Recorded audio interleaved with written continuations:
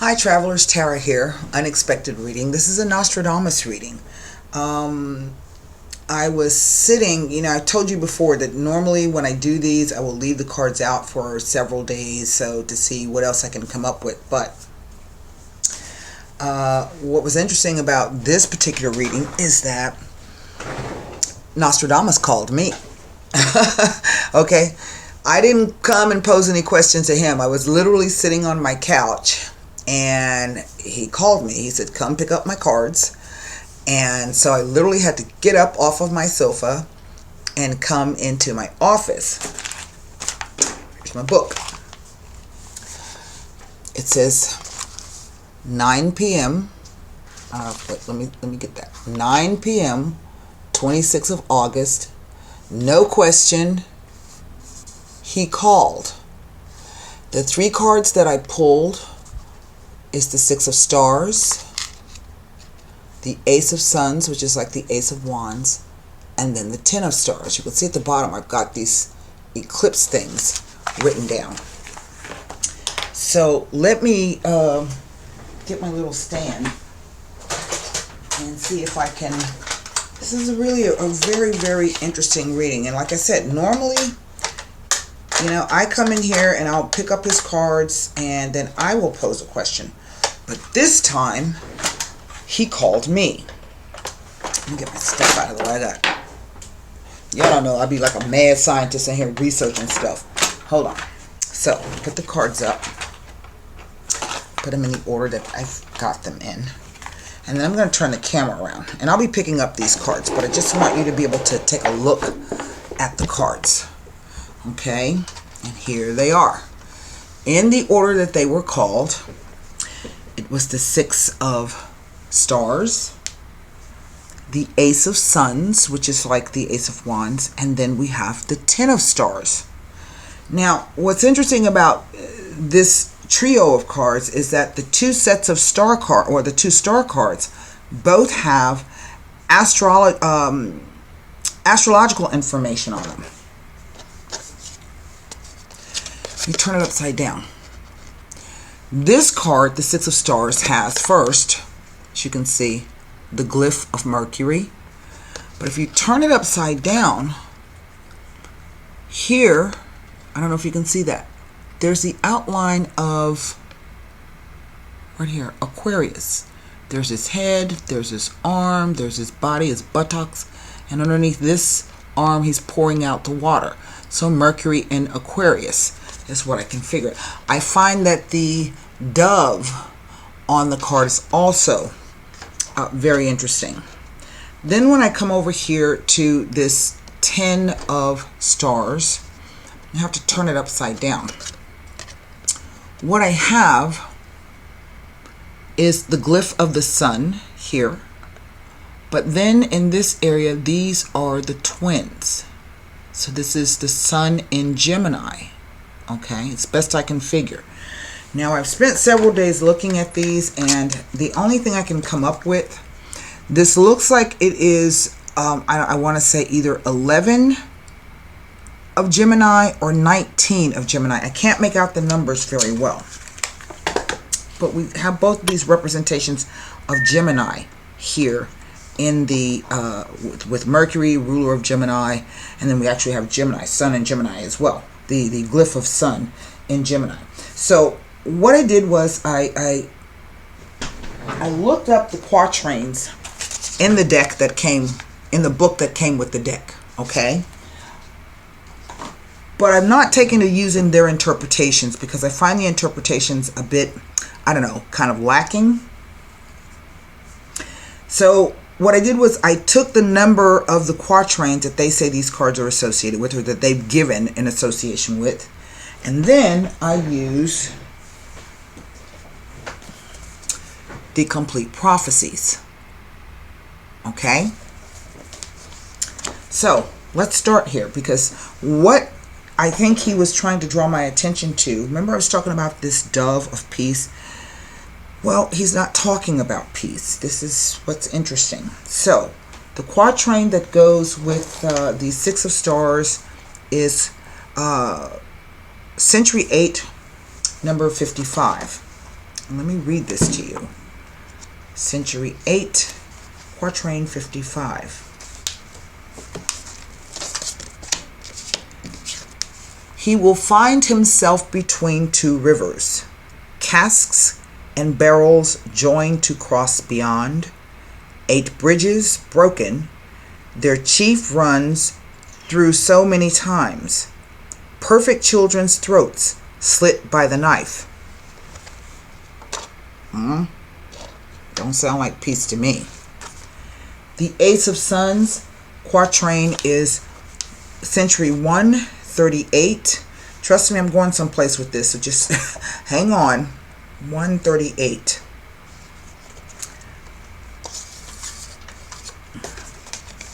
The sun and the eagle will appear to the victor, an empty answer assured to the defeated. Neither bugle nor shouts will stop the soldiers. Liberty and peace, if achieved in time, through death. So again, he's not talking about peace. He's talking about a conflict. Finally, we have the 10 of stars. And the quatrain there is Century 3, quatrain 34.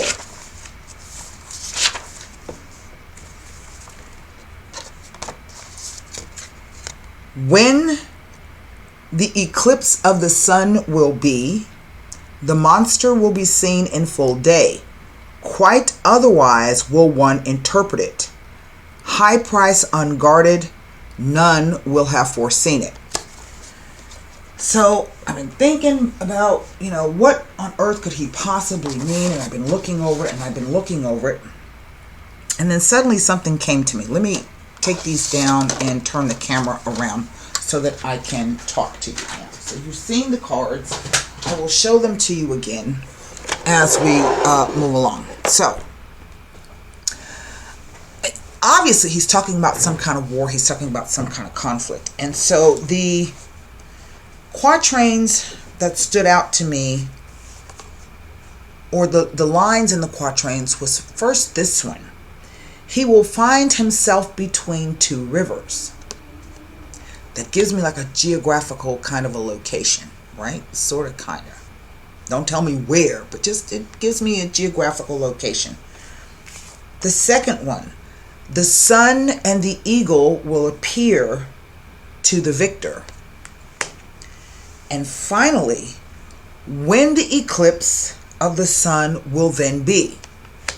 Well, his quatrains are not put together in any linear, logical fashion or on linear time. So first you got to try to figure out what he's talking to you about. And the first thing I had to figure out was what eclipse was he talking about. And the only eclipse I can come up with is the Great American Eclipse, which occurred August 21st of 2017. Now, a couple of strange things happened during that time frame, during the year of 2017. And it had to do with a couple of news stories. Well, actually one news story that kind of came up, and it just like threw a whole bunch of fog. It was under the Trump administration, and there was a story that came up that there were 4 special forces troops, people killed, soldiers killed in Niger, right? And that happened on 4 October 2017. So just a couple of months after the eclipse.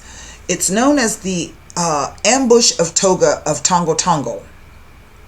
And this is where 4 special forces, Brian Black, Jeremiah Johnson, LaDavid Johnson, and Dustin Wright, were killed. They were like hacked to pieces, and nobody even knew they were there, right? What the hell do we have special forces doing in Niger? Well, apparently it was some kind of thing where the Chadians, I don't know if you guys remember, if you remember the news, the Chadians were helping, but all of a sudden they pulled their troops back, and this is when these guys got killed. So I think it was when President Trump called the African countries S-hole countries, and they were like, oh yeah, well, if that's the way you feel, they pulled their troops out, and these 4 kids were killed. Well, they were there fighting something known as the ISGS, or the Islamic State of the Greater Sahara. Okay, so they're related to, like, they're an Islamist group. Okay.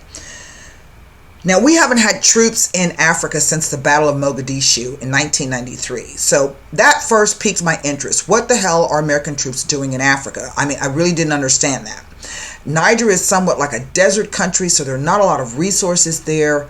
It's not oil, there's not gold, there's not a whole lot going on in Niger in terms of resources. So it was really kind of odd to me that we would have special forces troops there. And for those of you who are not in the military, I was in the military, and so what happens is before the military does anything, they send in special forces. Okay, so you've got the Navy SEALs, you've got the Green Berets, you've got the Marine MARSOCs, you've got the Air Force Special Forces team, which has 4 little different divisions. So they send these guys in to get the lay of the land. They usually will hire drivers and interpreters. I don't know if this is sounding familiar to you or not.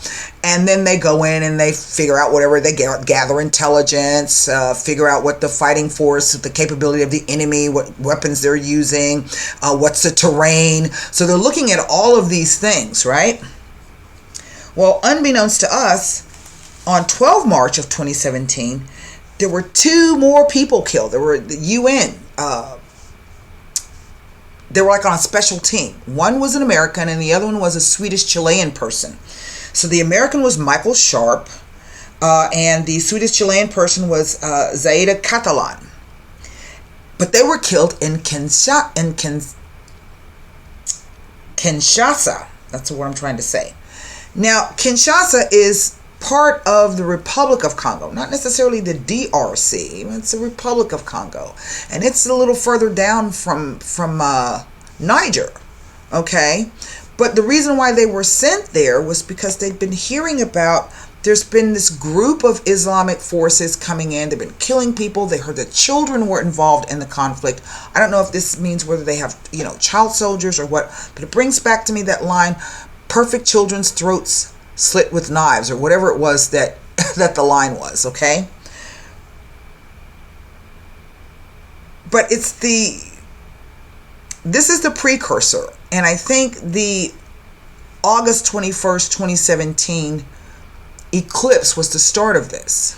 That's why he mentions this eclipse, right? I didn't know if it was in the future, if it was in the past, but all of these things, and how I know about this story of the 2 killed in Kinshasa, it was reported out August 30th of 2017. So just a few days past the eclipse. So apparently these 2 people were killed first, and then 2 months later, the 4 special forces were killed. But they weren't in the same country. Okay? 2 different countries. I think Kinshasa, if I'm not mistaken, is it's not in Niger. It's not in Niger. It is in the Republic of Congo, which is not the same as the Democratic Republic of Congo. Okay, that's something different. The Republic of Congo includes something called Brazzaville. Okay, and Kinshasa, I think, is the capital. So that's where the 2 UN people were killed. But way up above that, in Niger, those 4 soldiers were killed. Okay? It just doesn't make any sense. So the other day, I was sitting watching the news, and I heard a story. Something flashed by. It was very short, very brief. And I'm not exactly sure if I heard it on BBC, if I saw it on MSNBC, if I saw it on ABC, if I saw it on PBS. I don't know where I saw it. But they mentioned that there were going to be special forces troops. And I think they even gave a number, like 3,000 to 5,000 troops. Were going to be sent into the DRC, which is a different section of Africa, the Democratic Republic of Congo. Okay? This announcement was made on the 15th of August of this year. So again, that whole thread of this eclipse around that time, August 21st, right, 2017, and eclipses hide things. There are things that you don't see coming up. You don't have a clear picture of what's happening. So the first clue was these 4 soldiers that we heard about being killed in Niger. Then the second was this a few months later, we're hearing about some people that were killed months before the 4 soldiers were killed. Just bear with me now. I know it sounds crazy. So that leads me, these people their video was, the 2 UN workers were killed. Their videos of the executions appeared online, but they never found the bodies of the interpreters and the drivers. Now, he will find himself between 2 rivers. The sun and the eagle will appear to the victor. Well, America is known as the eagle. So I had to go figure out who the sun was, okay? And out of all the African countries that I could come up with that had a sun on their flag, it's the country of Rwanda. Most African countries have stars on their flags, or combinations of red and green, or black and gold, or black, gold, and green, stripes, not a whole lot of suns. Rwanda is the only country that I could come up with that has the picture of a sun on their flag. But Rwanda is not part of the DRC. It sits right next to the DRC, okay? So I dug around, I'm digging around. Why is Rwanda coming up? And I stumble across this article. And I've seen it on Al Jazeera. I've seen it, this is the France Free Press. I've seen it, I heard it on our news. It says the DR Congo accepts U.S. military help against the ADF militia. Well, Rwanda is not part of the DRC, and it's in the western part of Africa, whereas Kinshasa is in the eastern portion and Niger is in the northwest portion. So now America has their tentacles in 3 different locations in Africa, but they're all kind of centered around the Democratic Republic of Congo, okay? My question is, why are we there?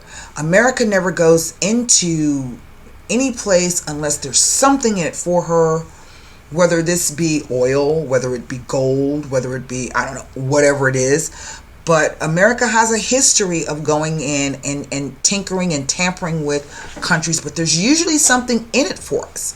Now, you've been hearing people on the news saying, with the debacle that is the drawdown of the troops and the withdrawal of people from Afghanistan, we even heard Joe Biden say, we're not going to be doing this again, we won't be doing it again, we've learned our lesson, blah, blah, blah, blah. But at the same time, they're saying that out of one side of their mouth, they're sending troops to Africa.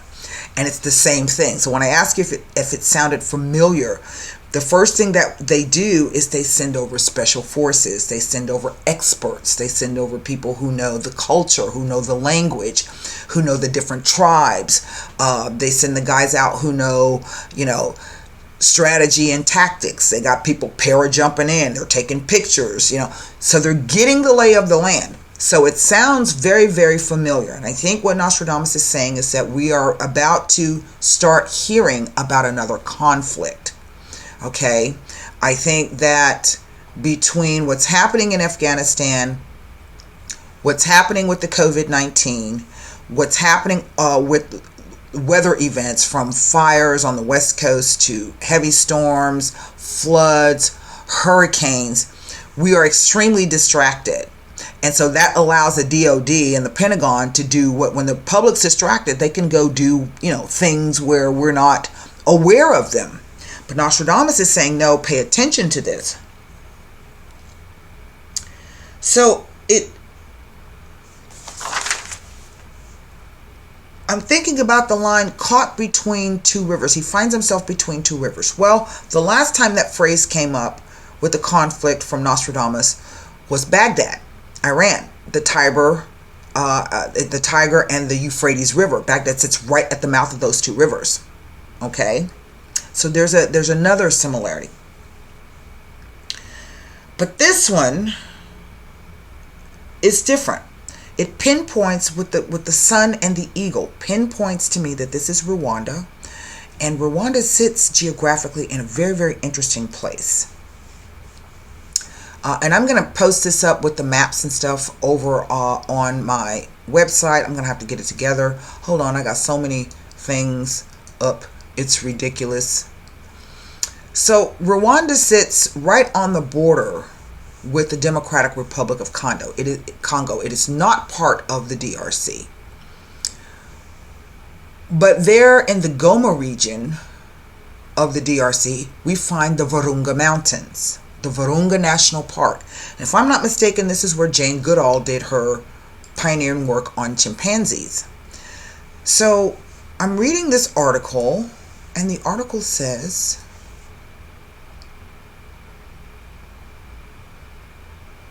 let me see here. There was another one that I just saw on Al Jazeera. Here it is. The DR Congo President Felix Tshisekedi has authorized U.S. Special Forces to help the Congolese army battle the Allied Democratic Forces, or the ADF. This is a group linked to ISIL or ISIS. The ADF, which the United States has deemed a terrorist group, is considered the deadliest of the dozens of armed militias that roam the mineral-rich Eastern Democratic Republic of Congo. There you have it, mineral-rich.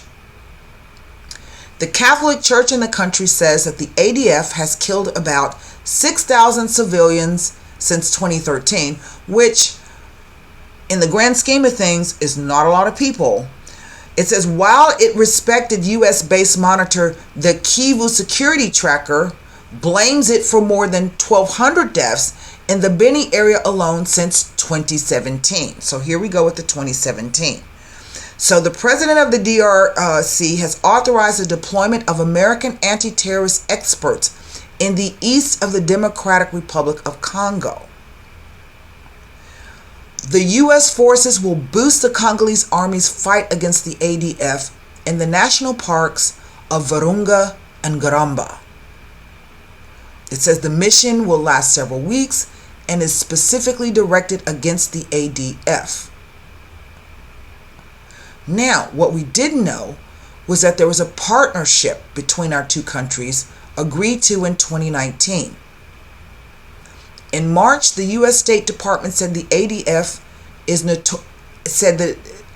notorious across the region for its brutal violence against Congolese citizens and regional military forces. The U.S. has sanctioned alleged leader Seka Musa Baluku and said ISIL has acknowledged the ADF as an affiliate since 2019. Congolese authorities' crackdown against ADF has included a state of siege in which members of the security forces have replaced top officials in North Kivu, a neighboring Ituri province. So when I was looking at the map, all of those places suddenly they leap out. The two rivers, as far as I can tell, would be the Mukungwa, if I'm pronouncing that correctly, and the Nyabarongo. There's also a third river, the Nkisi. What he's saying is that, well, I would say it's the western portion, and I have it backward. Rwanda is in the eastern portion, and Kinshasa is in the western portion. Okay? So my question is, why are we in the Congo? And I think the U.S. forces are staging themselves out of Rwanda in that particular region close to the Virunga Mountains. I find it interesting that they are up around Goma. And what was the Ituri province? I just saw that. I got so many maps open, you guys. It's ridiculous. So I want you to keep your ear on the name Kigali. Kinshasa's going to keep popping up, but they're going to be, I think, there's going to be some kind of difficulty in explaining how we go from Kinshasa all the way over to Rwanda. That's on the other side of the Democratic Republic of Congo. It's quite interesting to me. And I think what he is telling us is that there's a conflict coming, if it's not already. Even though they're telling us here that, where's that other one? This is from the Free France thing. Let me see if I can find out where the Ituri province is. And I hope I'm pronouncing that right. I don't know. Let me see. Maps. Let me add another window. I think it's Ituri province. Oh. Well, what do you know? This also brings up the thing of them getting the troops vaccinated immediately. There's a conflict there in the Democratic Republic of Congo.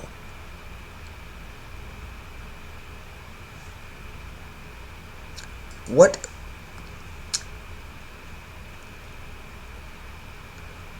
Well, it is a conflict between the agriculturalist Lendu tribe and the pastoralist Hema ethnic groups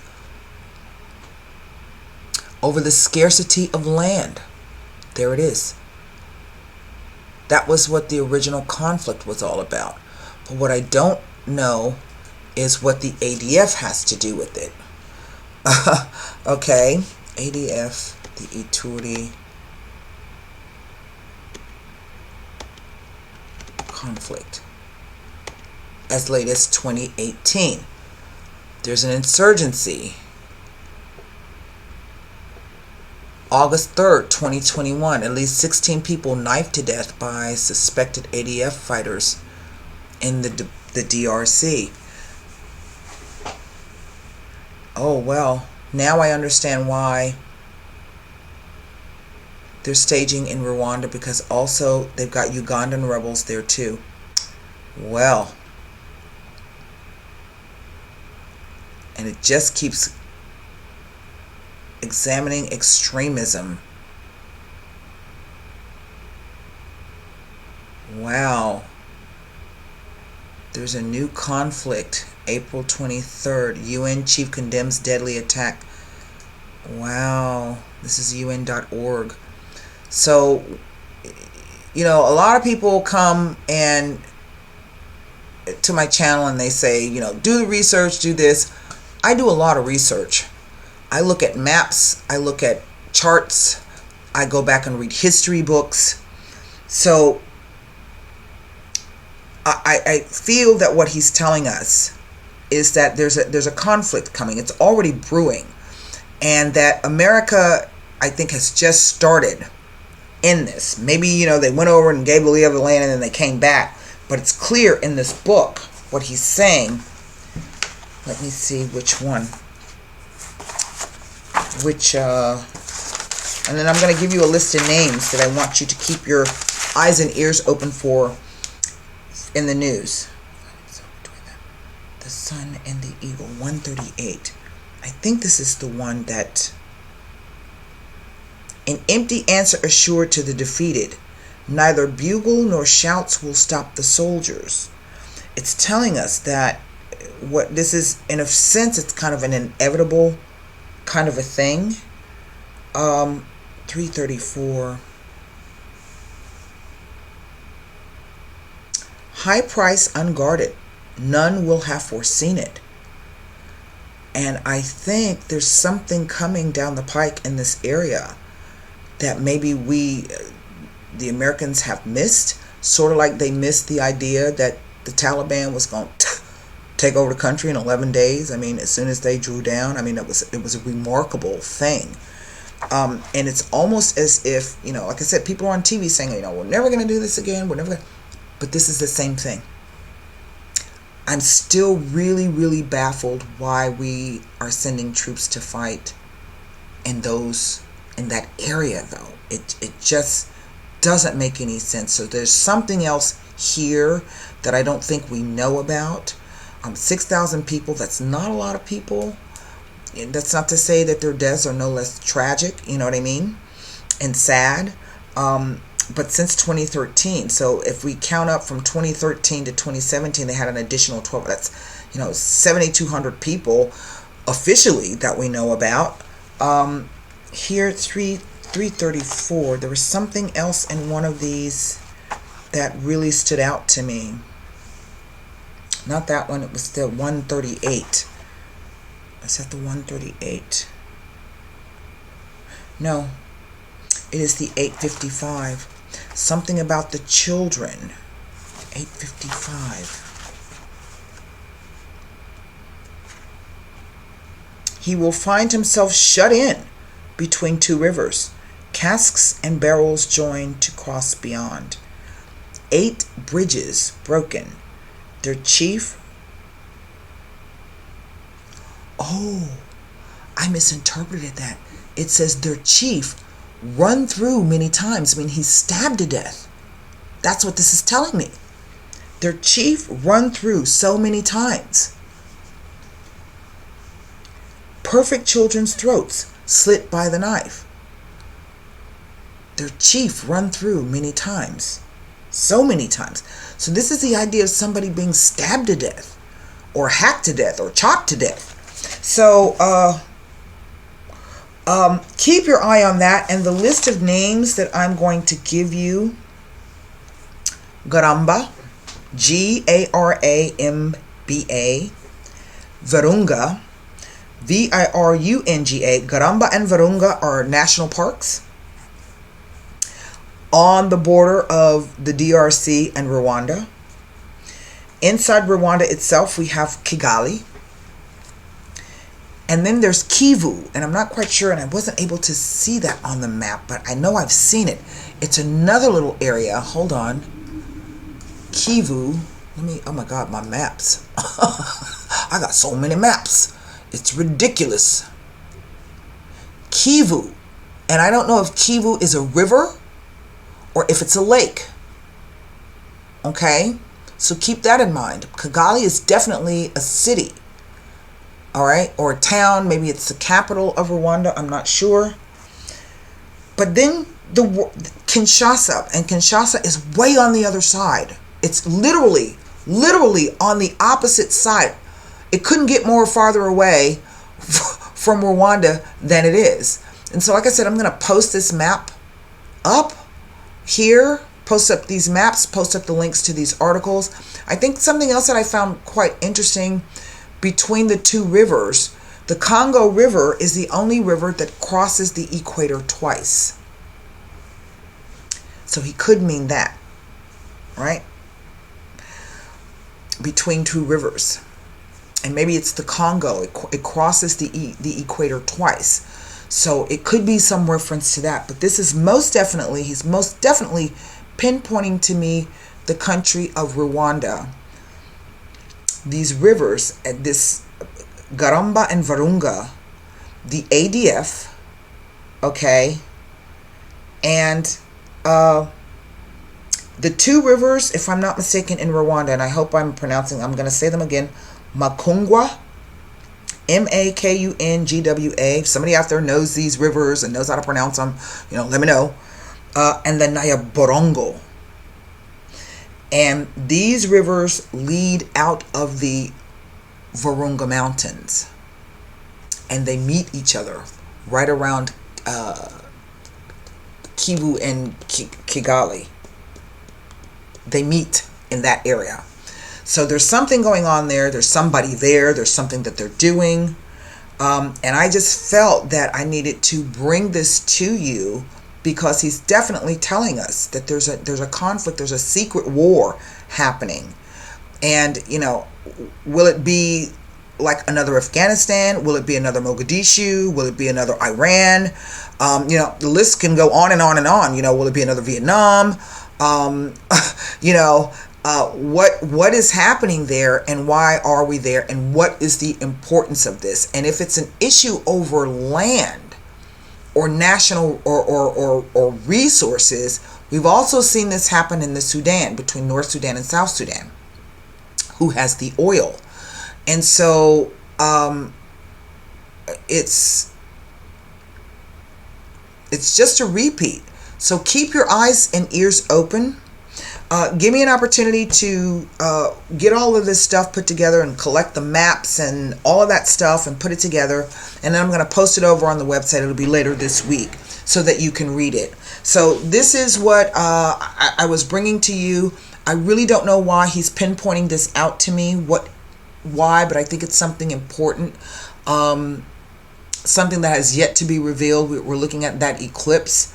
You know, that eclipses can play out for years to come. And so maybe only time will tell. I don't know. But it doesn't look good. I mean, if you listen to the full quatrains, it doesn't sound like it's going to be something really, really nice or something easy that if we get in, we can extricate ourselves out of, if that makes any sense. And I would question, it just doesn't make any sense. They're fighting ISIS in Africa, but they're fighting in 3 different regions. But all of these regions, the 3, Niger, Republic of Congo, down in Kinshasa, and then over here in Rwanda, that surrounds, it's 3 sides, surrounds the DRC. So, keep your ears peeled. You never know where you're going to get your news source from. So, when you hear something that doesn't sound right, look it up. You know what I mean? If it doesn't sound right, your intuition's kicking in and telling you, something's not right. So I've been paying attention to this, because at the same minute that they're trying to get people out of Kabul, they're sending troops into Africa. But yet they're standing up saying, we're never going to do this again. It doesn't make any sense. So that's what I have for you. It's a mystery. So that's what I have for you. I hope that message helped. I hope you enjoyed it. And so until next time, namaste.